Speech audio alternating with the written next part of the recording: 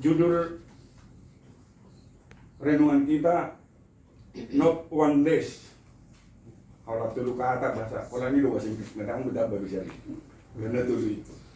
Artinya tak boleh seorang pun murid hilang. Arti dari kata itu. Saya mau ngajak kita ada 3 poin yang mau saya bicarakan pada malam hari ini. Pertama, yang gua ajak juga kita mengenal ada tanaman bambu. Bulu bambu. Sudah kita mana ada bambu? Bulu lahir di Karulu Selarang Datel. Si Coki masih kenal bambu. Coki, mana Coki? Masih kenal bambu ya? Tanaman bambu kenal. Kalau bambu itu, kalau enggak ditebang dari rumpun bambu, dipecah-pecah atau digunakan, banyak kegunaannya, 1000 macam kegunaannya. Boleh kita mengurai 1000 macam kegunaan dari bambu. Perjolo-jolo kita mulai cerita. Waktu kita geleng, waktu masih kecil bambu, biasa baik do dinding hijau bambu. Yanyam, kalau hidup maglatnya, ada teh belum tahu. Dorpi. Nah, dorpi. Ya dong lu jauh nong tembok, jauh bangunan tembok. Boleh dong siapin na berdinding bambu na, margetek na, tak sonda dulu kemudian. Alai memang andalan pada saat itu adalah bambu. Alai sonari wajib musya mengida kegunaan di bambuan. Bolo bambu yang ditebang, dan dipecah, dan diguna, dan adong berguna mana anggodang dimanfaatkan, manang ditebang dari pohonnya. Ada yang nama bain aksesoris, ada yang nama bain sampai hal yang terkecil dia kegunaannya ada. Ada yang nama botahan hal terkecil gunanya bambu. Dompet gigi. Betul, botahan mata do. Berarti biasa do makan di restoran apa mokat, tusuk gigi. Sampai tusuk gigi pemangguna dong. Hal yang paling kecil.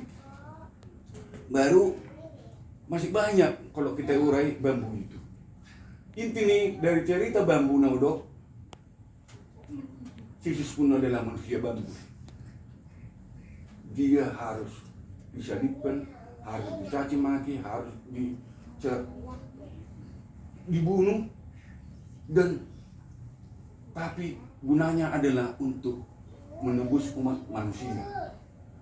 Dia datang ke dunia menjadi kehidupan kekal bagi orang percaya. Itu yang diceritakan kitab suci tadi. Kedua pun macam bambu naking, ada ilustrasi kita, kehidupan kita ini pun adalah sama seperti bambu. Kalau kita nggak lepas dari rumpun kita mau tidak rela mau menjadi pecah, menjadi digunakan, kita tidak berarti di dalam kehidupan. Berikut mengajak Tulu minggu nalalura, tulu minggu hitungan namanya kita merayakan Paskah. Tulu minggu deh, menang akhir bulan Agustus, awal April. Maksud salah tanggal 20 ada mah Paskah. Paskah mulu di perjanjian lama, makna nih Paskah adalah di perjanjian lama sering do halak mengatur sih, bahasa tarayahon perayaan halak Yahudi. Mana halak Israel ini. Ada nggak perbedaan di Paskah nih halak Yahudi, do Paskah di perjanjian baru. Perjanjian lama yaitu Paskah orang Yahudi adalah pembebasan dari perbudakan di tanah Mesir.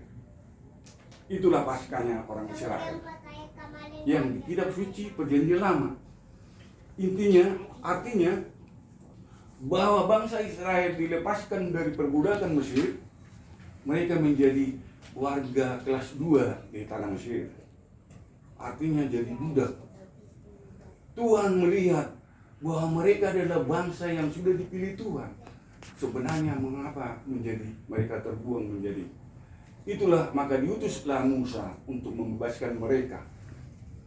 Perintah pertama dikatakan bagi bangsa Israel yang ada di Mesir di tempat pembuangan itu, membuat tanda Paskah yaitu memotong domba Paskah atau domba jantan yang tambun. Setiap darah domba yang dipotong itu ditandai di depan rumah, di atas pintu rumahnya. Tuhan lewat. Dikala Tuhan lewat, berarti itu orang Israel yang mau diselamatkan, yang mau dibebaskan. Setiap orang Mesir yang tidak melakukan itu, semua mereka mendapat tulah dari Tuhan. Kenapa ada tulah dibuat? Karena Firaun tidak pernah mau melepaskan bangsa Israel keluar dari negaranya biar ada perbudakannya. Namun dengan tulah 1, 2, 3, 4, 5 dan sampai 9 kali atau berapa kali tulah yang dibuat, menyerahlah Firaun. Akhirnya dilepaskanlah, bawalah bangsamu seperti apa kehendakmu, katanya ke Musa. Musa membawa dengan petunjuk Tuhan, membawa bangsa Israel dari perbudakan di Mesir 40 tahun perjalanan ke tanah perjanjian. Saya sampai di situ, itulah Paskah yang sesungguhnya. Paskah yang sesungguhnya bagi kita yang kita rayakan 3 minggu yang lalu, yaitu Paskah bukan seperti Paskah, makna dari Paskah yang dilakukan oleh bangsa Israel tadi. Paskah kita adalah Kristus yang sudah dipersembahkan sebagai anak domba Allah, sebagaimana yang dikatakan dalam Yohanes 3 ayat 16. Saya bacakan lebih jelasnya, tapi sebenarnya semua udah hafal itu. Karena begitu besar kasih Allah akan dunia ini, sehingga Ia telah mengaruniakan anaknya yang tunggal, supaya setiap orang yang percaya kepadanya tidak binasa, melainkan beroleh hidup yang kekal. Inilah Paskah kita, Kristus yang dipersembahkan di kayu salib, memanggul salibnya, mati di kayu salib, dikuburkan, bangkit pada hari ketiga. Pada saat dia di kayu salib, dia mengatakan, semua sudah selesai. Utang dosa manusia ditebusnya sudah lunas, selesai dengan darahnya yang kudus, nyawanya, dan semua kehidupannya. Kita beruntung sebagai orang pengikut Kristus yang percaya kepadanya. Dia bangkit, menyiapkan jalan. Tidak ada yang sampai kepada Bapa ya bukan melalui aku, kata Yesus. Hanya Yesuslah jalan kemenangan untuk mencapai kehidupan yang kekal. Saudara-saudaraku, Bapak Ibu yang dikasihi Tuhan, Paskah kita itulah Paskah. Saya akan menyambungkan kembali firman Tuhan yang kita dengar. Dialah roti kehidupan yang turun dari surga.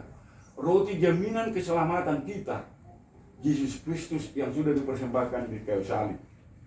Sekarang Dia juga memberi suatu pengharapan bagi kita. Tidak ada satu orang pun yang akan hilang yang sudah diberikan Bapa kepada Dia. Dia tidak mau seperti judul yang saya katakan tadi, not one less. Tak boleh seorang pun murid hilang. Itulah harapan Yesus. Untuk itu bagaimana kita biar gak hilang? Jangan menjadi murid yang bandel, murid yang patuh, yang mengikut Kristus selalu dalam kehidupannya. Saya akan menyimpulkan satu cerita sebagai renungan kita. Saya nggak panjang-panjang, akan menyampaikan renungan untuk kita. Non One Less, suatu judul film ini sangat menyentuh dan mengaduk-aduk perasaan. Bukan film horor atau drama melankolis, tetapi film yang mendekati kenyataan hidup sehari-hari. Nonton film ini jadi ingat kondisi sekolah-sekolah di pedalaman negara kita, atau seperti di pedalaman Kalimantan. Di pedalaman Cina ada sekolah desa yang dikelola oleh seorang guru, namanya Pak Gao. Bukan Pak Gaor ya, Pak Gao. Ia terpaksa cuti untuk mengurus ibunya yang sakit parah. Kepala desa sudah mencari guru pengganti, tetapi tidak berhasil. Satu-satunya pilihan adalah gadis remaja bernama Wei Min Shu. Ia tidak punya latar belakang guru, bahkan ia tidak tamat sekolah, namun tidak ada pilihan lain. Tiada rotan akar pun jadi. Pak Gao melatih gadis itu agar bisa mengajar, mencatat, dan mendampingi anak-anak SD yang nakal-nakal. Ada 28 murid di sekolah itu. Pak Gao berpesan agar tidak seorang pun anak pergi dari sekolah ini setelah dia kembali. Pesan itulah yang dijadikan judul film Not One Days. Tak boleh seorang pun murid hilang. Peristiwa yang sangat mengharukan adalah ketika guru kecil itu mencari Zhang Huiqi yang hilang, pergi ke kota mencari pekerjaan. Ia berhasil menemukannya dan bahkan membawa banyak hadiah untuk sekolahnya, hampir bangkrut. Usahanya yang gigih dan pertemuannya dengan murid bandel itu sangat menyentuh perasaan. Ia pegang teguh pesan Pak Gao agar jangan ada satu murid pun yang hilang. Yesus juga berkata kepada orang banyak, semua yang diberikan Bapa kepadaku akan datang kepadaku, dan barang siapa datang kepadaku, ia tidak akan kubuang. Sebab aku telah turun dari sorga, bukan untuk melakukan kehendakku, tapi untuk melakukan kehendak Dia yang telah mengutus aku. Yesus seperti seorang gembala yang menjaga domba-dombanya. Ia tidak membiarkan seekor domba pun hilang dan tersesat. Ia membawa domba-dombanya ke padang rumput yang hijau dan aman dalam lindungannya. Jaminan keselamatan diberikan Yesus kepada kita, domba-dombanya. Inilah kehendak Dia yang telah mengutus aku, yaitu supaya dari semua yang telah diberikannya kepadaku, jangan ada yang hilang, tetapi kubangkitkan pada akhir zaman. Yesus menjaga kita, jangan sampai kita hilang, dan menuntun kita sampai kepada kehidupan kekal. Kita pantas bersyukur atas kebaikan Tuhan yang sedemikian, menjaga dan menjamin keselamatan kita. Sebelum saya tutup dengan puisi nanti, kita harus menjadi bambu kehidupan yang rela berkorban untuk kebaikan, rela untuk membela kebenaran, rela untuk sekecil apapun kebaikan itu boleh kita laksanakan dalam kehidupan kita sehari-hari. Kita tidak dituntut harus mati di salib seperti Yesus, tapi kita sebagai anak Allah yang sudah dipilih wajib melakukan nilai-nilai kehidupan baik, agar kita juga sampai menjadi murid. Jangan sampai murid yang hilang, murid yang selalu setia kepada gurunya. Karena Tuhan menghendaki tidak satu pun ada yang hilang dari yang diberikan kepadanya. Inilah iman percaya kita. Saya akan tutup dengan puisi. Nanti disebut ini puisinya, singkat saja.